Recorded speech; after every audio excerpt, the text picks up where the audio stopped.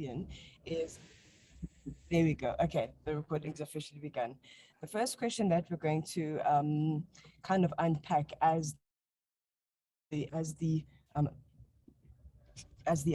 regional group from the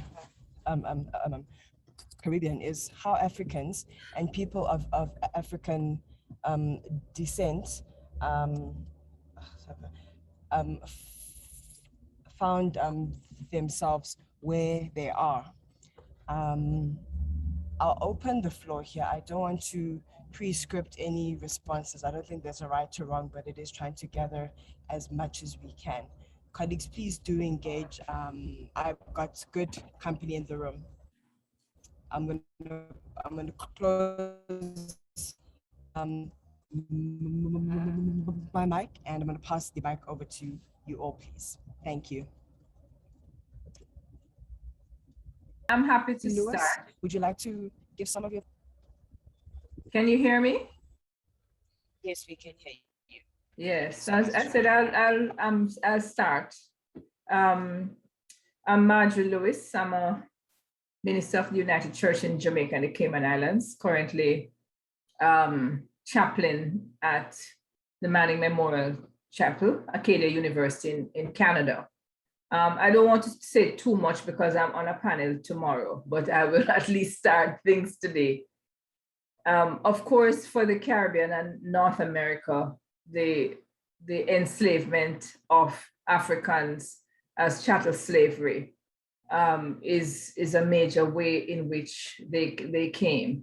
It's not the only way, but that's a significant way for many Africans into the Caribbean and North America.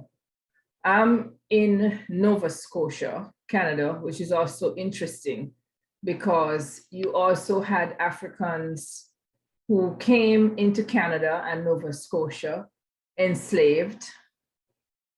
You also had Africans who ran away from the United States and came up through the Underground Railroad. And here in Nova Scotia, you also have some descendants of Jamaican Maroons who were basically deported by the British to Nova Scotia.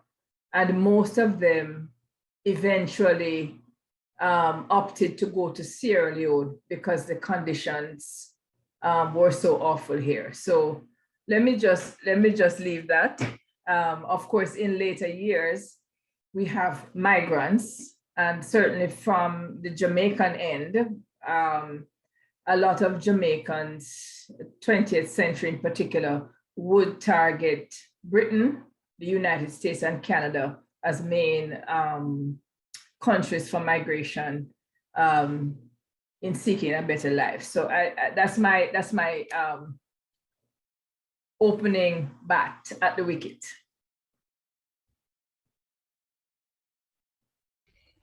Thank you so much, Marjorie. Thank you. It's a pleasure to have you. Thank you for sharing your insights. I wonder if I can, I mean, it's very interesting. I think the migration component is what many have a context of, but oftentimes we don't have the context of the slavery, or rather we don't have the full context. We know some, but how much of the full context of slavery should we be mixing? I'm having difficulty hearing you. Conversation with my great, you know, I'm probably on patchy sound, so let me not talk too much. May I use this opportunity to pass the microphone to Kibwe.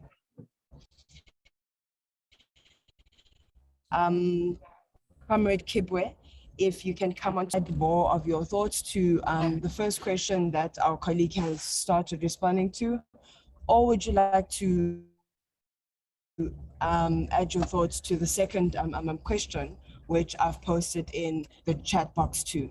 You are welcome. Thank you. Yes, it's my pleasure. Good morning, good afternoon to some people. Where I am, it's 10:22 in Guyana, To the first question, I like to share the same sentiments. People of African descent, you know, the forced migration was one of the main reasons why we came to the Caribbean, or I wouldn't say came, we were brought to the Caribbean. Brought as enslaved Africans, not slaves. And of course, there's many other theories when it comes to the railroads and how we would have come besides enslavement. But I like to jump directly to the second question because I think justice is done towards the first question, as was answered earlier. But the second question, how did we try to fight against the colonialism or dictatorship of, our enslavers or, the colonizers? I believe that that has been an everlasting fight.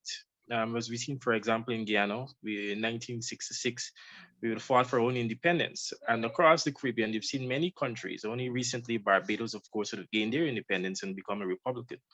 But besides that, activism, advocacy, being the president of an organization that champions the cause for reparations, this is fairly new for me. Our organization is only about 3 years into 4, but from the inception, we've always been fighting against being oppressed or fighting against dictatorship, whether it be through advocacy, whether it be through rebellions, that's even in the enslavement period, revolts. So I think the fight against these oppressions or the colonies, or to be a part of colonies, etc., has been an everlasting one since the inception of enslavement from day one. People of African descent, people have this theory that people of African descent just allowed people to enslave them. I would never want to believe such. And if we should keep diving deep into history, we've always seen that, we've always been rebellious towards it. Yes, sadly, I might not be able to explain how and why, the colonizers have been victorious when it comes to enslaving people of African descent. But the fight has been constant towards coming out of enslavement. And we have, even though Emancipation Proclamation, to me, is not freedom, because, no one can give you freedom unless you give it to yourself. I believe people of African descent are continuously on that fight. That's one of the reasons why we push reparations. Reparations is the continuation of that liberation after the Emancipation Proclamation, whereby we can actually be free, not only physically, but mentally, and of course, regain some of the things that we would have lost from being enslaved. Thank you. Good morning, all. Good morning, Dr. Daniel. Good Yes, morning. Thank you so much. Please do speak. Yes, thank you. Yeah, I fully agree with all what the last speaker said, comrade from Guyana. Enslaved Africans have always been rebellious, have always wanted to be free. That's why we had the question of the Maroons. That's how the whole struggle started, emancipation, the whole independence move. In fact, Dominica will be celebrating 43 years of independence on November 3rd. So as he said, it's a constant struggle. I think one of the many issues, as he mentioned, in that it seems like the colonialists are winning. I think it's a question of the psychological aspect and the question of disinformation, which they have mastered, where they are able to get our own people to even forget that they are Africans in the diaspora. A lot of people in our region would prefer not want to associate with Africa, not because of they themselves, but because of the constant propaganda and information that has been put forward. So that is one fight that we have to continue. We have been making great strides in that, and we just have to continue. I want to also state that the formation of the Caribbean Reparation Commission was a significant step in the struggle for reparations. I fully agree that we are in the reparations mode. We have moved from slavery, emancipation, independence, and right now the struggle is for reparation. That's why this is gaining so much traction. Even at United Nations level, you see various days are being designated for peoples of African descent. You have a decade for peoples of African descent. So I think we have made good progress. What we need to do is to build upon our gains, and the question of getting our people in terms of their minds to get back into that mode and understand that you're an African wherever you are, whether you're in the Caribbean or wherever, and just focus on the achievements of our people. That's one of the things we have to push. There are a lot of inventions that a lot of people don't know that these are inventions from from Africans. So it's a constant battle, and I feel confident that based on the responses thus far, we have seen the University of Glasgow in England pledging monies to assist, and all that is through the effort of the Caribbean Reparations Commission. And I need to point out Sir Hilary Beckles, Professor Hilary Beckles, Professor Verin Shepherd, and a lot of people who are around and just constantly chipping at it by giving the information. So information dissemination is key, but the information that we would have to be right. In closing, I would just want to also state that we have to look at quickly at terminology. Terminology is important. We should probably stop using the word slaves and start thinking of, if we say enslaved Africans, it gives a different connotation. So the terminology is important, and we have to start using the right terminology. We have to find ways through books, through cartoons, through any way that we can get the information out there about Africa. And as time goes on, we will see the road. Another key aspect, I'm not sure later on we can mention it, is to bridge that gap between the perception of Africans in Africa and Africa in the diaspora. I'll just throw it out there, but it's an area that we need to look at. We have seen moves like that, forums like that do bridge the gap, and we just want to have more of this kind of exchange where we can at least work together and realize that we all are one people. Thank you for the opportunity.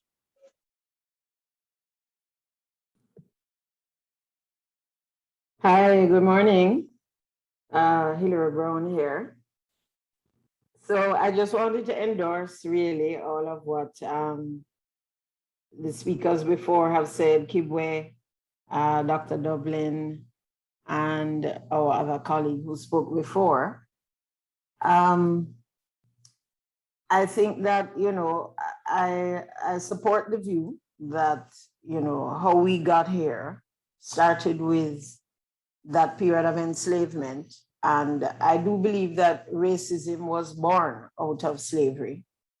And so coming out of that horrific experience, and then all of the systems and structures that were put in place to perpetuate that discrimination and that hate,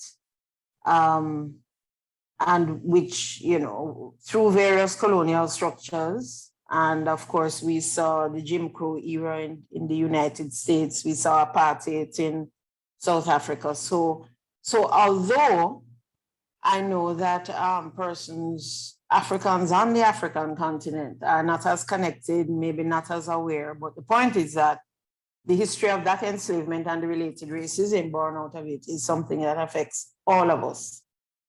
And so that's why, CARICOM really has been a leading voice on the call for reparatory justice, because that is all part of the restitution.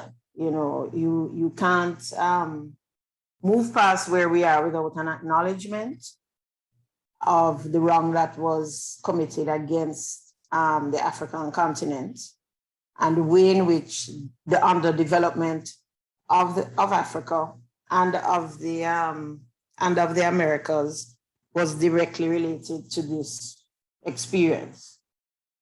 So this is why we continue to call for reparations, as Damian and Kibwe have spoken to, because it has to be, it's an integral part of that reconciliation and moving forward. And are we organized collectively? Well, we are not organized well, and we have to recognize that although we are making progress, I think as Damian said, we have formed a reparations commission, but we are not, as people of African descent, we are not well connected and well coordinated. And that is a feature of the colonial experience, where we were all connected to the mother country, but not to each other. And that has continued through media imperialism, where we are all attuned every day to CNN and BBC and Al Jazeera. And I have very little knowledge of what's happening on the African continent unless one of those news sources, or I seek it out myself. You know, I will hear of something happening and go and read upon it specifically. And I'm sure that's also the reverse. So the systems and structures continue to keep us apart. And unless we take a very deliberate approach to addressing those structures, we will continue to not be well organized and not be well coordinated. And that is exactly what those in the dominant position are counting on.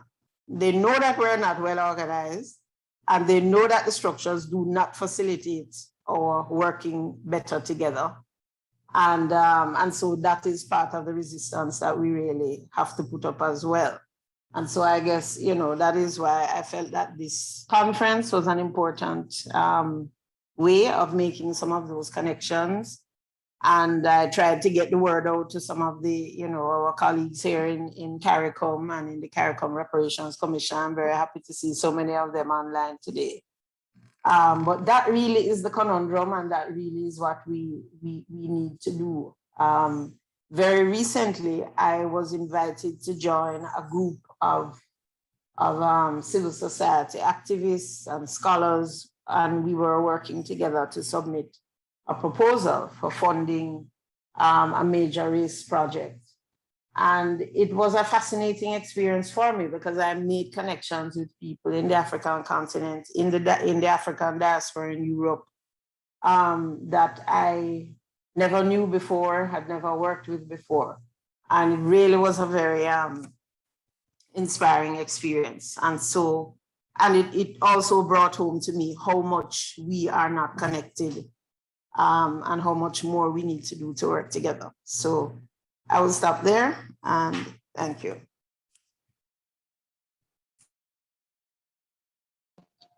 And just quickly. Thank you so much. Yeah, just quickly.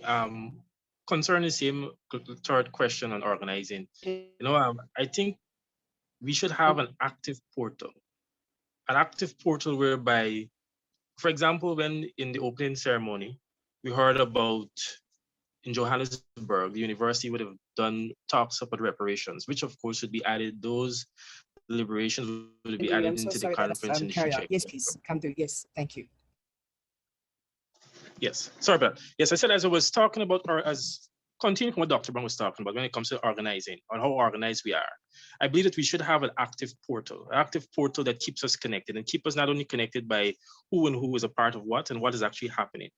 In the opening ceremony, we were listening to, it was Reverend, we're speaking about the active talks about reparations in the university in Johannesburg. I can't remember exactly the name of the university, but those talks about reparations, which should be added to the conference in the future.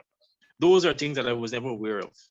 And I believe that we should be able to disseminate information more actively, and we should know exactly where our bases are, who are involved, and get this information circulated.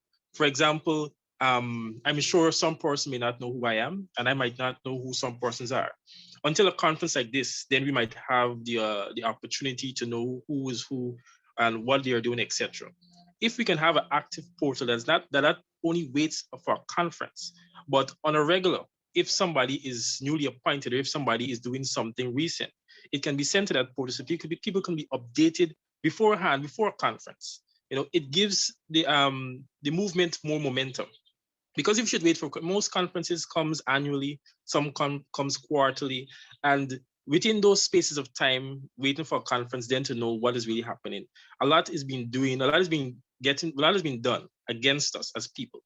As we know, we have a great challenge when it comes to unity. And that, of course, is, what should I say, an inheritance of enslavement, you know, to keep us as African people divided. Caribbean people being divided from the continent, people from the continent being divided from people in the Caribbean. And even in the Caribbean, there is some divide. right? Yes, we have the CRC, the CARICOM Reparations Commission. Yes, we have Caribbean, or I should say, reparations committees or councils across the Caribbean. We have a lot of movements happening, but there's still much disconnect when it comes to the networking, when it comes to the information that's been disseminated. I want to know what's happening in Jamaica promptly, as often as possible, as so Jamaica should know what's happening in Guyana. Same should happen in Antigua and Barbuda, same goes to Dominica. I think we should try to organize people and a system that is actively working towards keeping an active portal of information, active portal of networking, whereby we constantly connecting people, constantly informing people, and constantly sharing the information of what's happening when it comes to this movement, when it comes to what people of African descent are doing.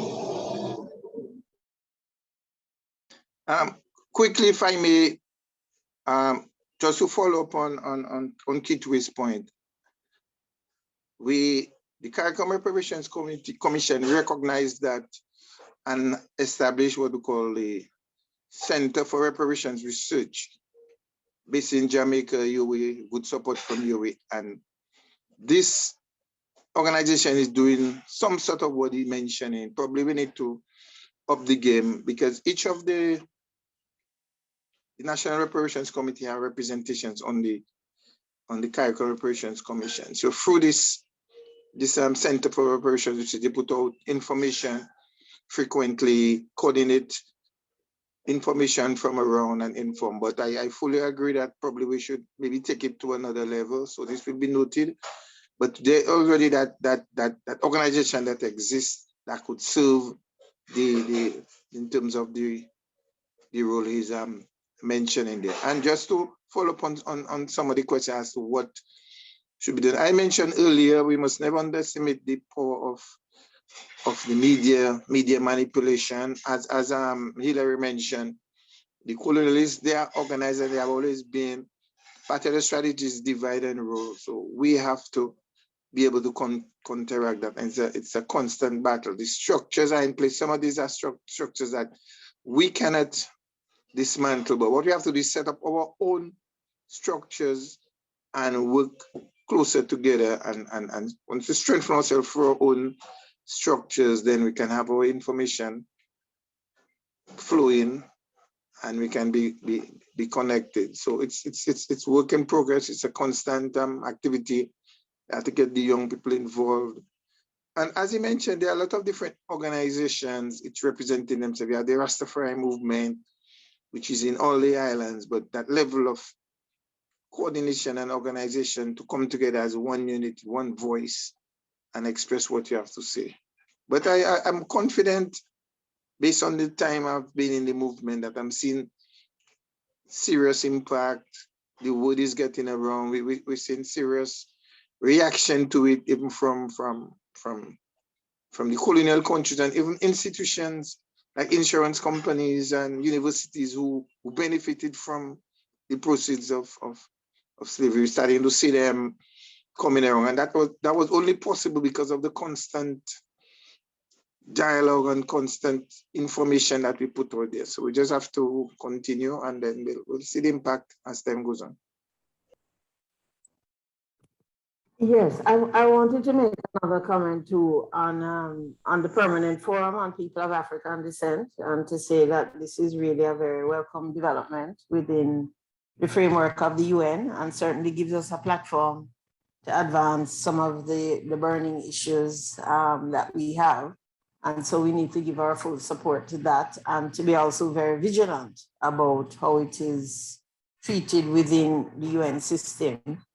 And I wanted to highlight in that context too, well, I wanted to say that in addition to just being in touch and being aware of what is happening, because we have spoken a lot about, being more connected within the Caribbean, but it is also about being connected with the other diasporic groups in the other regions that are meeting separately as well.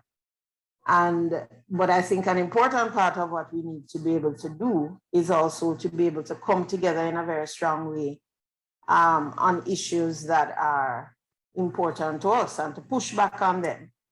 And so in that context too, I know that there was recently the forming of the AFCAR group within the UN, which is the African group CARICOM.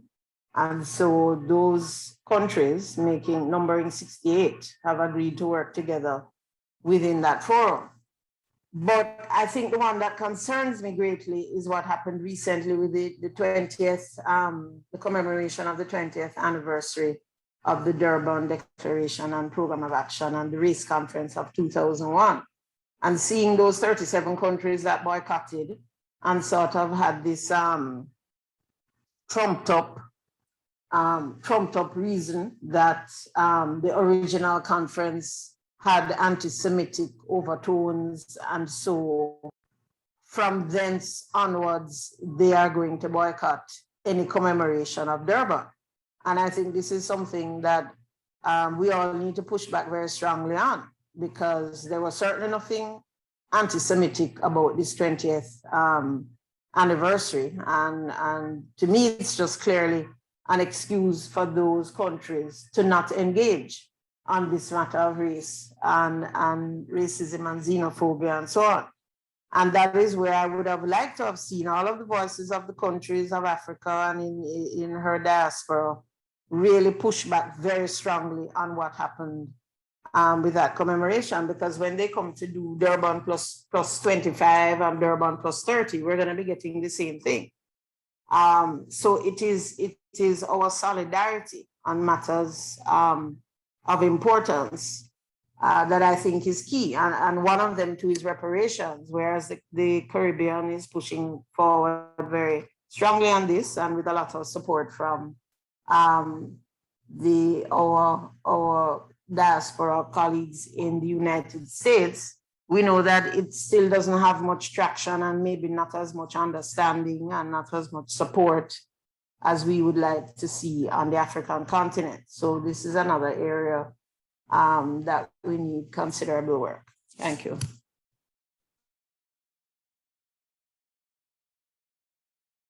Colleagues, thank you so much for your participation. I wish we could continue, and I do think there will be a second opportunity for us to gather to continue this discussion. You will see that in the chat box, I've posted a link that you can use to rejoin the main plenary. What you will hear there and see there is some of the similar comments from the different regions. So North America, Europe, Latin America, and Africa, because we were all speaking about the same topic. So let's join on the link which I've posted. Let's go back to the plenary and let's regroup with everyone. Please don't go away completely. It should take about 15 minutes to fully conclude. So I'll end this room, but let's go back and connect with all the other 4 regions then. Thank you so much for coming through.